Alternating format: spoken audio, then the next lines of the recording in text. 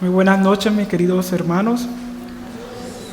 Pueden tomar asiento, es un gusto para mí el poderlos ver el día de hoy y compartir con ustedes. Los invito, como pueden ver en pantalla, a abrir la palabra de Dios, la santa palabra de Dios en Mateo 12, versículos 22 al 37. Mateo 12, versos 22 al 37.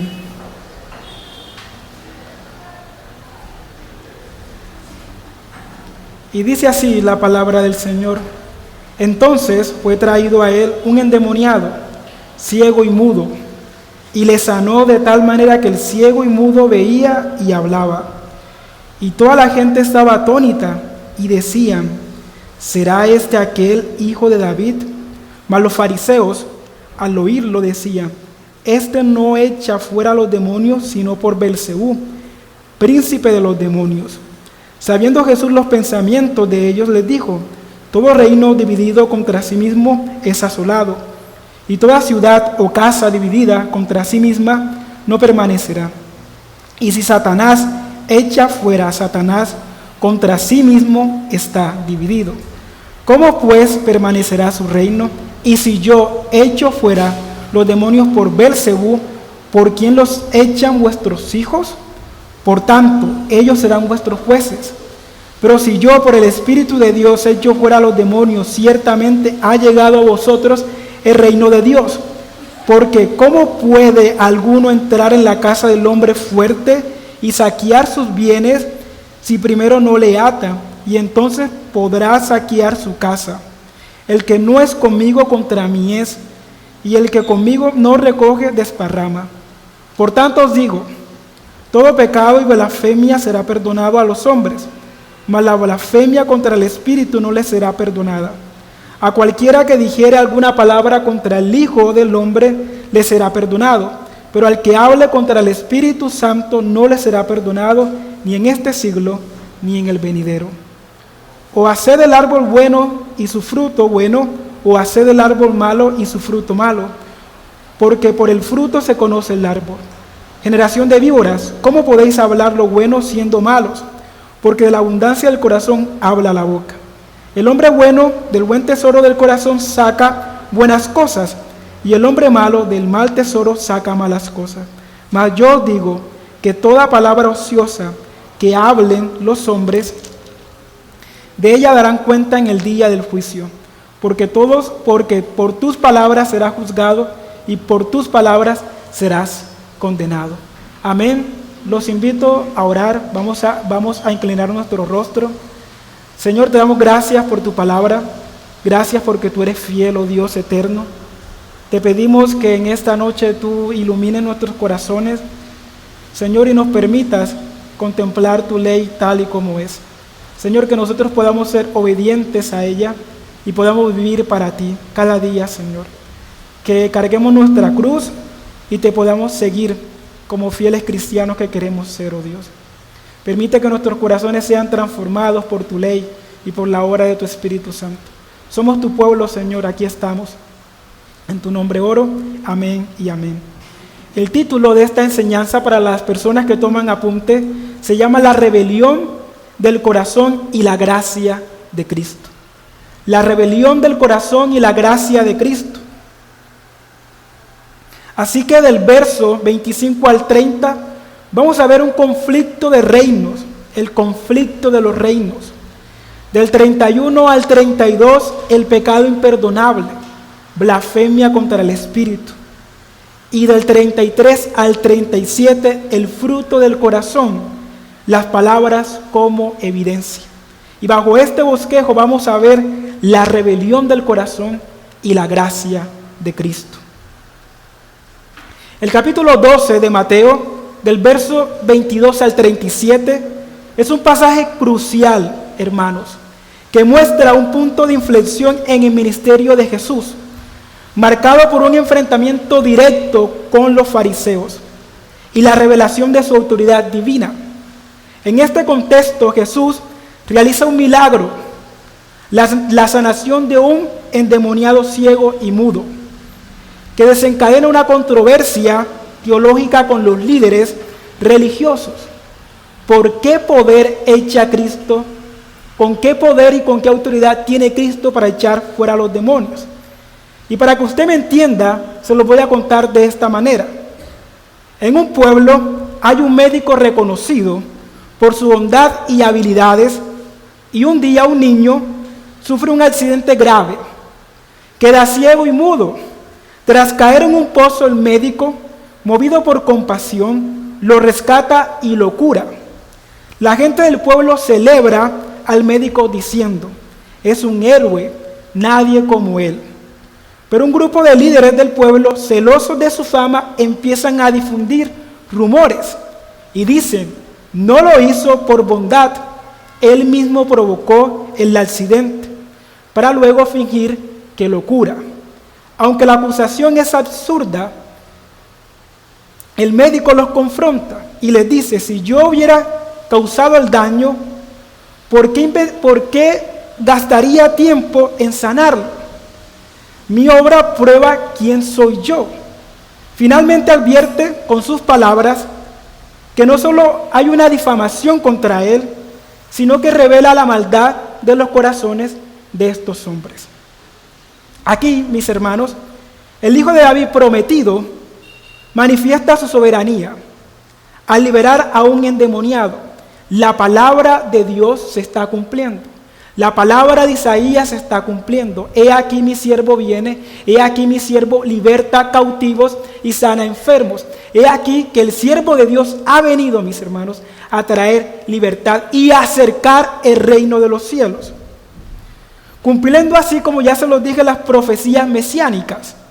Sin embargo, los fariseos, representantes de una religión vacía, no niegan el milagro. La cuestión no es que ellos niegan el milagro, no, sino su origen. Atribuyen al príncipe de los demonios lo que solo puede hacer la obra del Espíritu Santo. Es Dios, primeramente, quien abre los ojos de los ciegos y suelta la lengua de los mudos para glorificar a su Hijo. Pero también advierte con solemnidad que rechazar su obra es elegir la condenación eterna. Pues nadie puede decir: Jesús es mi Señor, sino solo por el Espíritu Santo. Cuando yo era niño y escuché por primera vez este pasaje, pues uno siente miedo, uno siente pánico, y uno dice: porque ningún ser humano conscientemente quiere irse para el infierno. Ningún hombre quiere realmente pertenecer al infierno o pasar una eternidad en el lago de fuego. Así que cuando era niño escuchaba este pasaje y temblaba, pero no me arrepentía. Y aquí vamos a ver el por qué pasa esto. El conflicto de los reinos. Vamos a ver los primeros puntos. El conflicto de los reinos, versos del 25 al 30. Y dice la palabra de Dios: sabiendo Jesús los pensamientos de ellos, les dijo: todo reino dividido contra sí mismo es asolado, y toda ciudad o casa dividida contra sí mismo no permanecerá. Si Satanás echa fuera a Satanás, contra sí mismo está dividido. ¿Cómo pues permanecerá su reino? Y si yo echo fuera a los demonios por Beelzebú, ¿por quiénes los echan vuestros hijos? Por tanto, ellos serán vuestros jueces. Pero si yo, por el Espíritu de Dios, echo fuera a los demonios, ciertamente ha llegado a vosotros el reino de Dios. Porque ¿cómo puede alguno entrar en la casa del hombre fuerte y saquear sus bienes si primero no le ata? Y entonces podrá saquear su casa. El que no es conmigo, contra mí es, y el que conmigo no recoge, desparrama. Jesús responde con una verdad: todo reino dividido contra sí mismo es asolado. Si Satanás expulsara a sus propios siervos, su reino se autodestruiría. La acusación farisaica no solo es irracional, es una negación de la realidad espiritual. Jesús comienza con un principio lógico. Cristo usa la lógica y dice: todo reino dividido contra sí mismo es asolado. Esta afirmación no es solo una cuestión política, es una ley.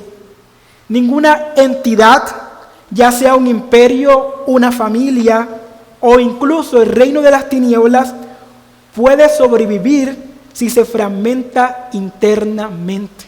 Esto lo hemos visto muchas veces. Destruye la casa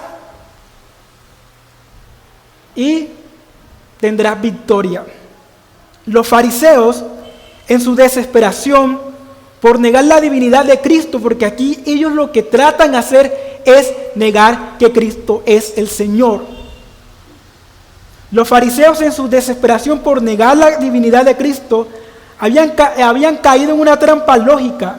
Si Satanás está expulsando a sus propios demonios, su reino se autodestruye. Pero Cristo señala lo absurdo de esto. Si Satanás echa fuera a Satanás, contra sí mismo está dividiendo. Entonces Satanás está peleando contra Satanás. No es lógico. Y Cristo usa la lógica para confrontar el pensamiento farisaico. Aquí hay una lección profunda. El pecado no solo corrompe el corazón, sino también la mente. Usted le puede predicar a una persona, mis queridos oyentes, les puede predicar a alguien, exponerle la palabra de Dios. Una persona puede ver milagros. Una persona puede ver a alguien que se levante y que Dios lo levante en una silla de ruedas y aún así su corazón permanecerá duro.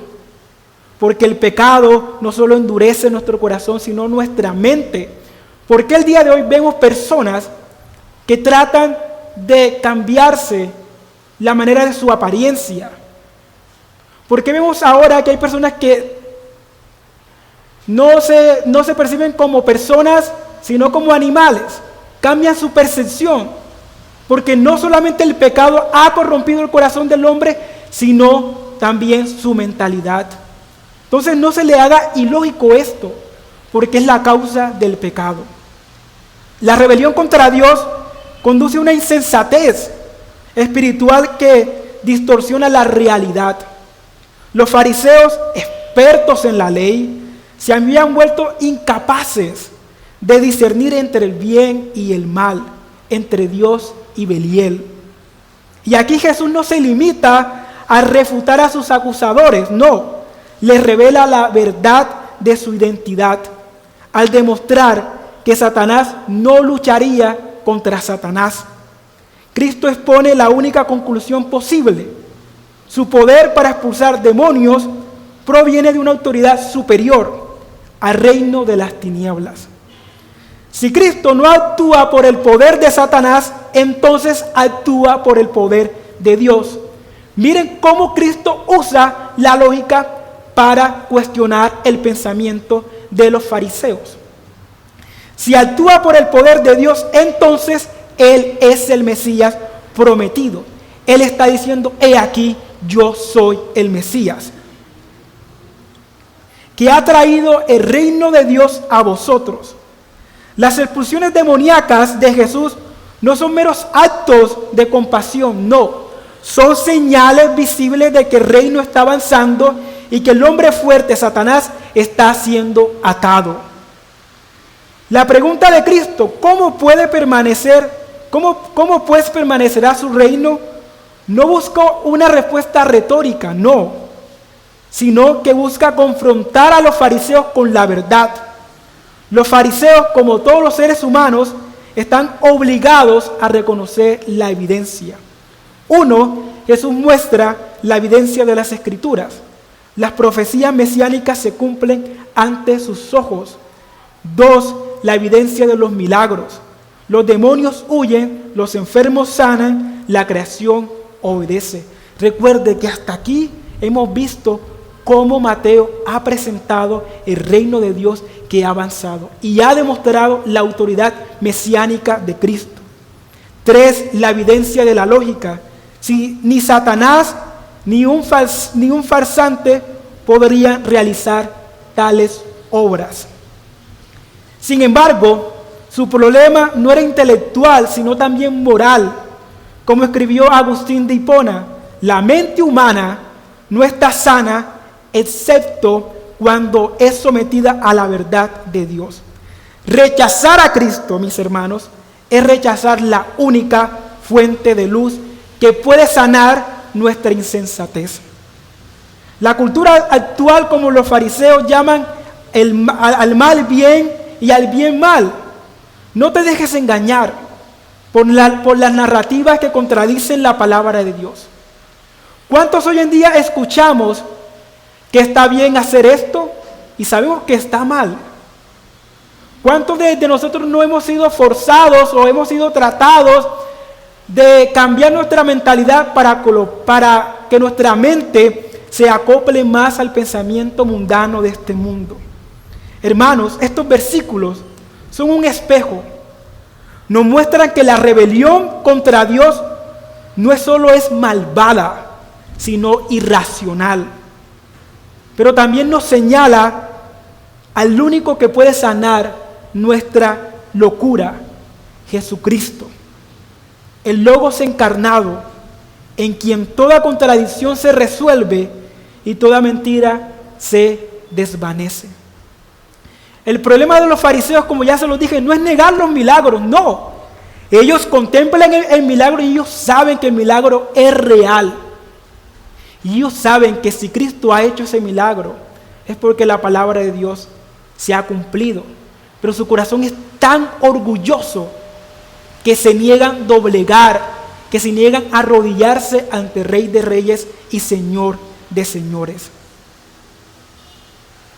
Pero hay una ironía aún mayor en esto. Aquellos que se creían guardianes de la verdad, los fariseos, no reconocen la obra de Dios. Cristo expone su ceguera espiritual. Si yo echo fuera a los demonios por Beelzebú, vuestros hijos, ¿por quiénes los echan? Los exorcistas judíos de la época invocaban el nombre de Dios para libertar a los endemoniados. Si Cristo usara el poder de Satanás, ¿por qué los fariseos no acusan también a sus propios discípulos? Y aquí se demuestra su hipocresía. Son hipócritas. Si ustedes me acusan a mí de que yo echo fuera a los demonios por el poder de Satanás, ¿por qué no acusan también a sus discípulos y a vuestros hijos? ¿Por qué nombre expulsan sus hijos y sus discípulos a los demonios, sino por el nombre de Dios? Entonces, si sus hijos expulsan los demonios por el nombre de Dios, eso quiere decir que yo también expulso los demonios en el nombre de Dios. ¿Ven cómo Cristo usa la lógica para contradecir el pensamiento de los fariseos? Esta es la esencia de la hipocresía: aplicar estándares a otros que no se aplican a uno mismo. Los fariseos, como muchos de hoy en día, usaban la religión como una arma para controlar, no como un espejo para confrontar su propio pecado. Y es aquí la evidencia de la gracia de Dios trabajando en nuestras vidas, cuando nosotros leemos la Escritura y la Escritura nos confronta. La Escritura nos quebranta. Es como ese martillo que dice Isaías, que quebranta nuestro corazón, mis hermanos, y lo deja añicos. Y solo corremos a los pies de Cristo porque hemos reconocido nuestra vergüenza y nuestra falta espiritual. Detrás de esta controversia yace una pregunta fundamental: ¿quién tiene autoridad sobre las tinieblas? Los exorcistas judíos invocaban a Dios, pero sus resultados eran limitados y temporales. En cambio, Cristo actuaba con una autoridad que pertenecía a Él. Los demonios le obedecían. Por eso, mis hermanos, los fariseos, y no solo los fariseos, sino el pueblo se asombra y dicen: ¿con qué autoridad enseña este? ¿De dónde proviene tal autoridad? Esta autoridad proviene de los reinos de los cielos, viene de Dios mismo. Jesús no necesitaba rituales ni fórmulas. Su palabra era totalmente suficiente. Esto revela su identidad mesiánica. No era un profeta más, sino que era el Hijo de Dios. Los fariseos lo sabían, pero su orgullo les impedían arrodillarse ante Él. Hoy Cristo mis queridos hermanos, pregunta a cada uno de nosotros, ¿con qué autoridad vives? Si Él es quien dice ser, entonces no hay escapatoria. O lo rechazamos o caemos en la locura de la hipocresía. O le recibimos como Señor y hallamos libertad verdadera. Que nadie salga de aquí sin confrontar esta pregunta. ¿Será Cristo tu Salvador o tu juez? Satanás, el hombre fuerte, ha sido atado por uno más fuerte, el Hijo de Dios. El que no está conmigo contra mí está. No hay un punto medio. En Dios no hay puntos medios. En Dios hay sí y no. Con Dios no se juega. No podemos jugar con Dios. No podemos jugar a ser los cristianos. No podemos jugar a un día obedecer y al otro día no.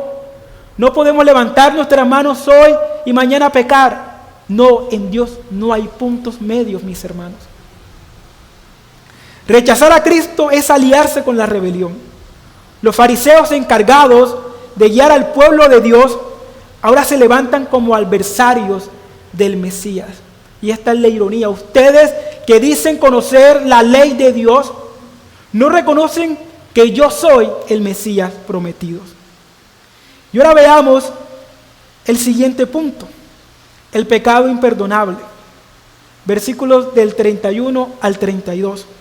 Dice, por tanto os digo, todo pecado y blasfemia será perdonada a los hombres, mas la blasfemia contra el Espíritu no le será perdonada. A cualquiera que dijera alguna palabra contra el Hijo de Dios le será perdonado, pero el que hable contra el Espíritu no le será perdonado, ni en este siglo ni en el venidero. O haced al árbol bueno y su fruto bueno, o haced al árbol malo y su fruto malo, porque por el fruto se conoce al árbol. Estos versos son una revelación, uno, de la santidad de Dios, y dos, los límites de su paciencia. Dios es paciente, sí, pero su paciencia tiene un límite. Los fariseos, habiendo presenciado la obra poderosa del Espíritu Santo en Jesús, le atribuyen esta obra a Satanás. En respuesta, el Señor expone la gravedad de su pecado, la blasfemia contra el Espíritu Santo. Pero, ¿qué significa esto? ¿Existe realmente un pecado que sobrepase la sangre de Cristo? ¿Existe realmente un pecado que la sangre de Cristo no pueda limpiar? Jesús comienza con una verdad asombrosa. Pero ¿en qué consiste este pecado? ¿No es un acto impulsivo? No. Anótelo ahí. Apúntelo. Este pecado no consiste en un acto impulsivo, como las negaciones de Pedro cuando negó 3 veces a Cristo Jesús, ni una duda temporal como la de Tomás cuando dijo que si no tocaba la llaga de Cristo no reconocería que Cristo ha resucitado. No, es la resistencia final y deliberada al testimonio del Espíritu Santo acerca de Cristo. Se lo repito y ya se lo explico ahorita. Es la resistencia final y deliberada al testimonio del Espíritu Santo acerca de Cristo. Los fariseos vieron al Espíritu obrando en Jesús, sanando, enseñando, amando, y con pleno conocimiento declararon: es Satanás. Sellaron sus corazones completamente contra la luz, llamando maligno a lo que era evidentemente divino. Cristo hace una distinción crucial. Al que hable contra el Hijo del Hombre le será perdonado. ¿Por qué? Porque en su ignorancia alguien podría rechazar a Jesús sin comprender plenamente su identidad, como Pablo antes de Damasco. Pero blasfemar contra el Espíritu es rechazar la obra misma de Dios, que convence al mundo de pecado, justicia y juicio. El Espíritu es quien ilumina el corazón para reconocer a Cristo como Señor. Rechazar su testimonio es cerrar la única puerta al arrepentimiento. La Escritura advierte sobre el endurecimiento del corazón. En Hebreos 3:13 se nos dice: antes exhortaos los unos a los otros cada día, entre tanto que se dice hoy, para que ninguno de vosotros se endurezca por el engaño del pecado. Los fariseos no cayeron en este pecado de repente, no. Fue el fruto de años de orgullo, envidia y resistencia a la verdad. Cada vez que Dios los convencía, cada vez que Dios les hablaba, ellos se negaban. Sus corazones se volvían más insensibles, hasta que finalmente la gracia ya no los perturbó. La predicación ya no hizo nada. Los milagros ya no tocaron sus corazones. La voz de Dios ya no la escuchaban. Estaban totalmente cegados, totalmente sin luz. Por más que se les predicaba, por más que se les insistía, por más que se les hablaba, por más que tuvieran la evidencia presente, sus corazones estaban llenos de orgullo. He ahí su condenación. Negaron la obra del Espíritu Santo. Venid, pecadores, al que dijo: al que viene a mí, no le echo fuera. En él, hasta el más vil, hasta el más miserable de los pecadores, haya misericordia. Y si usted siente miedo de haber cometido el pecado de la blasfemia contra el Espíritu, esto quiere decir que hay gracia todavía en usted, de que la voz de Dios está allí. En él, hasta el más vil, como ya se los dije, haya misericordia. Debemos reconocer que la obra del Espíritu Santo es el único medio por el cual Dios aplica la salvación. El Espíritu convence al corazón del hombre de su pecado, ilumina nuestra mente para comprender la gracia de Cristo y regenera al creyente. Rechazar esta obra es, en última instancia, rechazar la salvación misma. Es como apagar la luz en medio de la noche y negarse a encenderla, aún sabiendo que la oscuridad amenaza con devorar todo. Es como una persona que está enferma y resiste ser atendida por un médico. Se niega totalmente a recibir los auxilios. Por ello, el pecado imperdonable no se confunde con la incredulidad ocasional o la duda pasajera, sino con un endurecimiento persistente y autoconsciente del corazón. ¿Les queda claro, mis hermanos? En la actualidad vivimos en un mundo saturado de información y diversas corrientes espirituales, pensamientos e ideologías, ideas constantemente. Y es necesario que como iglesia, usted y yo, ejercitemos el discernimiento y no confundamos la obra del Espíritu con modas o expresiones culturales o momentáneas, solo porque tienen éxito, solo porque llenan iglesias. No. La palabra de Dios debe ser nuestra lámpara y baluarte en todo momento. Y cada vez que ignores la convicción del Espíritu en tu corazón se endurece. Cada vez que te niegas a escuchar la voz de Dios, cada vez que veas la evidencia de Dios tangiblemente, cada vez que Dios hable a tu corazón y te niegues, tu corazón se endurece. Hoy es el día de la salvación. Amados, este pasaje no es un laberinto teológico, no es difícil de entender, no es una cuestión de no comprender, no, sino un faro de amor divino. Cristo advierte no para condenar. Este pasaje no es para condenarte, sino para salvarte, para que entiendas que hoy es el día de arrepentirte. Los fariseos tuvieron la luz ante ellos, vieron los milagros, pero la llamaron oscuridad.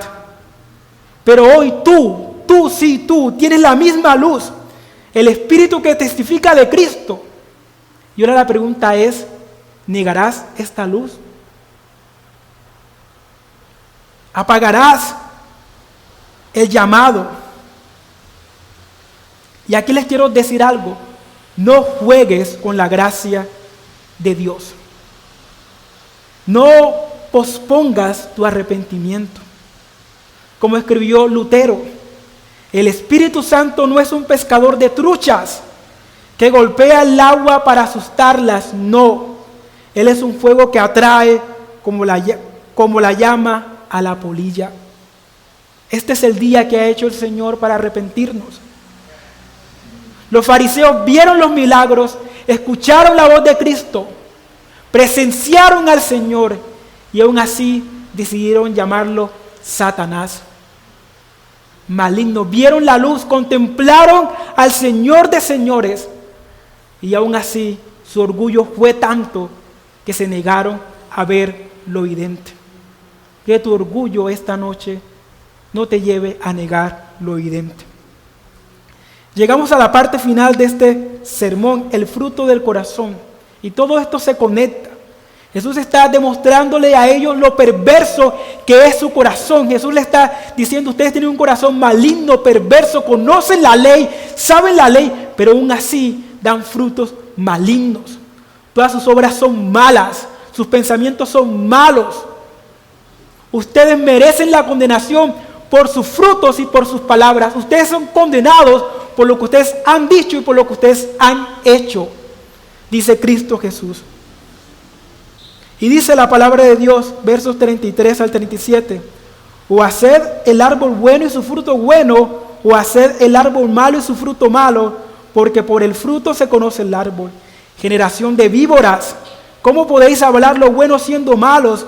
Porque de la abundancia del corazón habla la boca. El hombre bueno del buen tesoro del corazón saca buenas cosas, y el hombre malo del mal tesoro saca malas cosas. Mas yo digo que toda palabra ociosa que hablen los hombres, de ella darán cuenta en el día del juicio. Porque por tus palabras serás justificado y por tus palabras serás condenado. Aquí Jesús les está diciendo, les está concluyendo, ustedes son condenados por lo que ustedes mismos han dicho. Ustedes han sido su propio juez. Jesús usa la imagen del árbol para ilustrar la naturaleza interna del hombre. Así como la salud de un árbol se evidencia en la calidad de sus frutos, el carácter del humano, del hombre, se revela en las palabras y acciones. En el Antiguo Testamento, el fruto simboliza 1, la obediencia, o 2, la rebelión. La enseñanza aquí es inequívoca. No basta con profesar la fe, sino que debe reflejarse en una transformación interna. Un corazón transformado por la gracia produce frutos dignos de arrepentimiento, que evidencian la obra regeneradora del Espíritu Santo. Por eso los fariseos son condenados, porque la obra no está en ellos. Jesús nos reta a ser congruentes, porque no podemos esperar que nuestras palabras hoy sean de alabanza y amor y mañana sean de odio y aborrecimiento. La imagen del árbol nos convoca a un autoexamen sincero. ¿Es nuestro corazón transformado y está en sintonía con la armonía y la verdad del Evangelio? Porque dice la palabra, porque de la abundancia del corazón habla la boca. El hombre bueno del buen fruto del tesoro del corazón saca lo bueno, y el hombre malo del mal tesoro saca lo malo. La palabra es como un reflejo de lo que tenemos interno. Jesús declara que la boca es como una ventana del corazón. Cada palabra que pronunciamos es el eco de lo que habita en lo más profundo de nuestro ser. En este sentido, nuestras palabras tienen un peso y una importancia.